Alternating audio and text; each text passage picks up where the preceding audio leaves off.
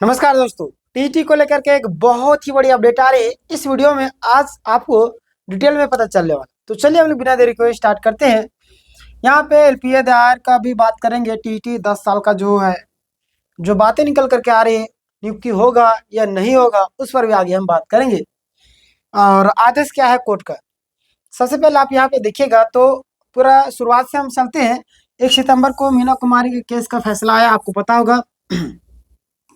8 सप्ताह यानी कि समय सीमा दी गई थी और जिन अभ्यर्थियों का जो जजमेंट आ चुका है उन्हें जेएसएससी प्रतिवेदन देना था, है ना। आप लोग दे दिए होंगे, जो भी नए कैंडिडेट होंगे।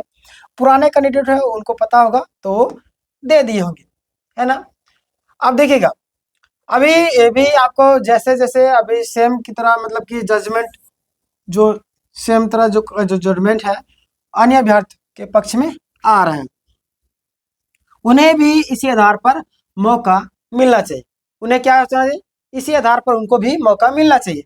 जिन अभ्यर्थियों ने अब तक प्रतिवेदन जमा नहीं किया है, अब वे तुरंत जेएसएससी में जा करके जमा कर दीजिएगा, ठीक ना। आगे हम बात करेंगे कि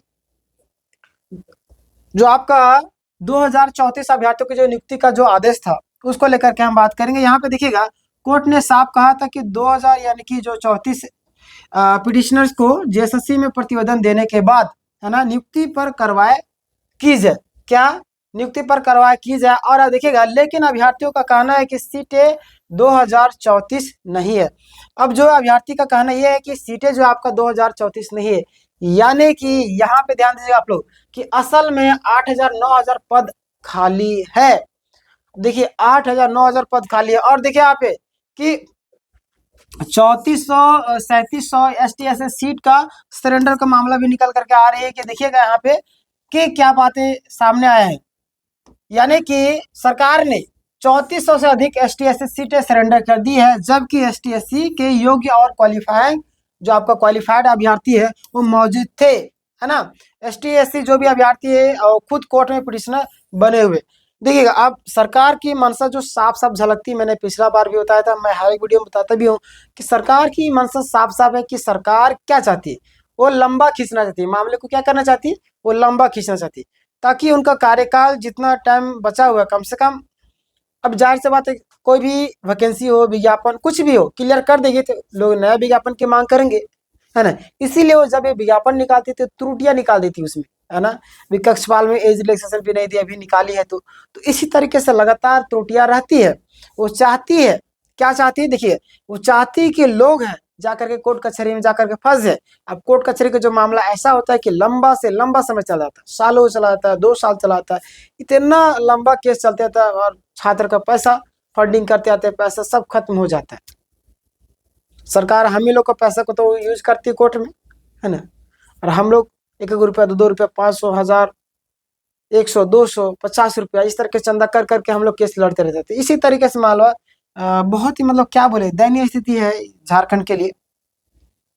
और इसी मुद्दे पर आप देखिएगा कि हाई कोर्ट में केस दायर है और जेएसएससी को नोटिस भी मिला है और मिला कि बताए कि किस मतलब सीटें किस आधार पर सरेंडर की गई। अब उनको बोला गया सीटें जो आपने सरेंडर की किस आधार पर की है, ये बातें निकल कर आ रही है ना, ये बोला गया। अब देखिए, फैक्ट फाइंडिंग कमेटी को लेकर के बातें निकल कर आ रही है। देखिए, सिंगल बेंच में को यानी कि जेएसएससी और सरकार की बातों पर शक हुआ, इसीलिए रिटायर्ड जो जज है एस.ए. पाठक के नेतृत्व में फैक्ट फाइंडिंग कमेटी बनाई गई। यानी कि जानकारी, देखिए कोई भी व्यक्ति ना किसी भी चीज को ले अगर थोड़ा गहराई से समझने लगता है ना, तो उसको कहीं ना कहीं वो मतलब महत्वपूर्ण देने लगता है उस केस को, है ना। और वो चाहते कि छात्रों का जो भविष्य है बर्बाद हो रहा है, कहीं ना कहीं इसको सुधारा जाए। तो यही चीजें यहाँ पे आ रही है। लेकिन यहाँ पे देखिएगा, सरकार की जो आपका साजिशें हैं, मैंने आपको पहले बताया, ये साजिश करती है और साजिश के तहत ही ये अभी यहाँ पर टिकी हुई है ना। कमेटी खत्म करा दी और पाठक जी हट गए। कोई नई कमेटी अब तक घोषित नहीं हुई, है ना। मतलब कि भाई कोई अगर जहाज करने के लिए बैठे उसको हटा दो, इस तरीके से मोदी सरकार भी कहती है। ये ना सोचे कि वो दूध के धोले, है ना। चुनाव आता है, अभी बंगाल में चुनाव आने वाला है और वहां पे ईडी का छापामारी करना शुरू कर दिए ये लोग, है ना। तो इस तरीके से सभी पार्टियां एक ही थाली के चट्टे बट्टे हैं। बट हम लोग को आवाज उठाना ही होगा, चाहे किसी भी हाल में। है ना। सरकार का एलपीए अभी देखिए गठित करती तो अभी तक मामला क्लियर हो भी जाता, है ना। बहुत सारी चीज सामने आ जाती, बट ये लोग करते नहीं है। देखिएगा यहाँ पे सरकार का एलपीए यानी कि डबल बेंच में जाना, सिंगल बेंच मतलब कि सिंगल बेंच ने कहा था कि पिटिशनर को नियुक्ति दी जाए। सरकार ने इस फैसले को मानने के बजाय क्या कर दी है, देखिए सरकार इतने जल्दी से कोई भी फैसला है ना नहीं मानती है। तो ये जो आपका देखिए सरकार जो आपका मानने के बजाय अभ्यर्थियों पर आरोप लगा दिया है ना, सरकार सिर्फ डिले और देरी मतलब कि डिले मतलब कि देरी ही करना चाह रही, क्योंकि कोर्ट के जरिए नियुक्ति हुई तो लेन देन और सेटिंग बंद हो जाए, समझ रहे हैं। तो वही सारी चीजें, अगर ये लोग पूरी तरीके धांधली करने की प्लानिंग में रहते हैं, किसी तरीके से छात्रों से पैसे लूटा जा सके।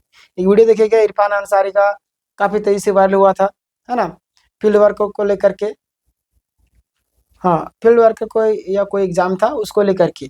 बताइए ना, ऐसे ऐसे सिचुएशन बनता है, मंत्री लोग ये लोग सब मिली भगत काम करते हैं। टीटी भर्ती 10 साल से अटका है मामला, आपको पता है टीटी भर्ती आपको 2016 से लटकी हुई है, लगभग आपका 10 साल हो चुके हैं। और हाई कोर्ट में भी आपको देखिएगा 3404 पदों को लेकर के याचिका चल रही है। और देखिएगा कोर्ट ने जेएसएससी को जवाब मांगा है और अभ्यर्थी को उम्मीद है कि 2026 में मामला क्लियर हो सकता है। अब हम लोग क्या कर सकते हैं, उम्मीद ही कर सकते हैं। उम्मीद के भरोसे दुनिया चल रही है, हम लोग भी उम्मीद पर ही टिके हुए हैं, है ना। तो उम्मीद है छात्रों की कि मामला क्लियर हो जाएगा, हमें भी उम्मीद है कि क्लियर होना ही चाहिए। हाँ, टीटी पीटी पद का सामान्य जो आपका ध्यान देगा आप लोग, टीटी पीटी पद समाप्त करके कि माध्यमिक आचार्य लाना, सरकार ने टीटी और पीटी पद खत्म कर दिए और नया पद लाया है माध्यमिक आचार्य, है ना। और नुकसान किसे हुआ, सबसे बड़ा जो नुकसान हुआ किसे हुआ, अब यहाँ पे देखिएगा कि नुकसान जो आपका बीए है ना, बीए प्लस आपका बीएड वाले दो टीटी अभ्यर्थी बाहर हो गए हैं, सिर्फ एमए और बीएड वाले योग्य रह गए। और देखिएगा इसे अभ्यर्थियों के साथ सीधा मतलब कि अन्याय बताया गया। जाहिर सी बात है कि अन्याय उनके साथ हुआ है। आप क्या सोचते हैं, उनके साथ अन्याय हुआ है या नहीं, आप मुझे कमेंट करके जरूर बताएंगे। आगे हम बात करेंगे, यहाँ पे आप देखिएगा कि जेएसएससी पर गंभीर आरोप लग रहे हैं और अभ्यर्थी का कहना, क्या कहना, ध्यान दीजिए कि जेएसएससी भ्रष्ट चयन आयोग, बिल्कुल ये 100% है ना। 110% मार दीजिए इसको, 100 नहीं 110%, ये भ्रष्ट आयोग है ना। आरोप सेटिंग दलाल, बहुत सारी चीजें इसके पर आज भी। जैसे सीजल को लेकर के दिए, जैसे सीजल भी आपका समझिए 8-9 साल में कंप्लीट हुआ, देखिए कितना उसमें धांधली हुआ था अभी भी, बट उनकी किस्मत सोचिए बहुत सारे लोग का हो गया। खैर उस पर बात नहीं करेंगे, अब जो होना था हो गया, नियुक्ति भी हो गया, उन लोग को सारी चीजें प्रक्रिया बढ़ गया। अब जैसे सीजल केस खत्म, खारिज हो गया, कोई फायदा नहीं हुआ। कोर्ट में सरकार ने कहा कि हमने 12,000 नियुक्तियां कर दी है भाई, जबकि अभ्यर्थियों के अनुसार अभी 8 से 9,000 सीटें खाली है। भाई ये अपना सिर्फ तारीफें गिनवाने में लगी हुई रहते हैं। भाई जो खाली उसके लिए तो आप काम कीजिए, सिर्फ तारीफें गिनवाने से थोड़ी ना होगा। आपको चुन के भेजा या किस लिए, हमारी तकलीफों को सोल्व करने के लिए। आप तो हमारी तकलीफें और बढ़ा रहे हैं, जो ठीक है उसको भी बढ़ा रहे हैं। देखिए उम्र निकल जाने का दर्द, कई सारे अभ्यर्थी 50-55 साल हो चुके हैं, कुछ का 58-59 मतलब कि 58-59 मतलब नौकरी पा रहे हैं। बताइए एक वीडियो आया था, आज नौकरी मिला कल रिटायरमेंट हो गया, तो क्या फायदा इससे नौकरी का, क्या क्यों लेने के लिए गए थे हम नियुक्ति पत्र। या आज नौकरी लगा कल रिटायरमेंट हो गया, मतलब कि सिर्फ एक सांत्वना कि चलो कम से कम नौकरी तो पा लिए। क्या फायदा इसी नौकरी का, 1 महीने का सैलरी तक उठा नहीं पाया, एक दिन भी नौकरी नहीं कर पाया। आज नियुक्ति पत्र मिला और कल उनका खत्म हो गया मामला। ऐसे ऐसे सिचुएशन झारखंड में आपको देखने को मिलेगा। क्या बोले, चलिए आगे बात करते हैं हम लोग। सवाल यहाँ ये बनता है कि क्या मतलब कि सही उम्र में नौकरी मिलती तो ज्यादा बेहतर शिक्षक बनते और जिम्मेदार इसका जेएसएससी और झारखंड सरकार। बिल्कुल सही उम्र में अगर मिलेगा तो ध्यान भी लगता है। अब बुढ़ापे में नौकरी लगेगा, 2 4 से 5 साल बचेगा, साल भर बचेगा, 6 महीना बचेगा, कभी एक दिन बचेगा, तो किस तरीके से लोग उम्मीद पर अच्छे तरीके से, बस चलो रिटायरमेंट तो होना है कि जैसे तैसे पढ़ा के निकलो, है ना।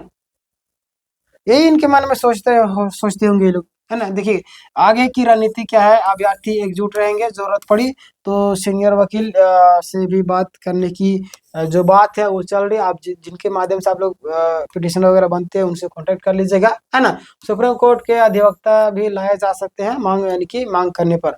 डबल बेंच में आपका फिर से फैक्ट फाइंडिंग कमेटी बने, ये बहुत बड़ा जरूरी है। 2016 से 2025 तक की अभी बात करें तो आपको पता होगा कि सारे भ्रष्टाचार जांच हो, अगर हो जाता तो बड़े बड़े लोग लिप्त पाए जाएंगे।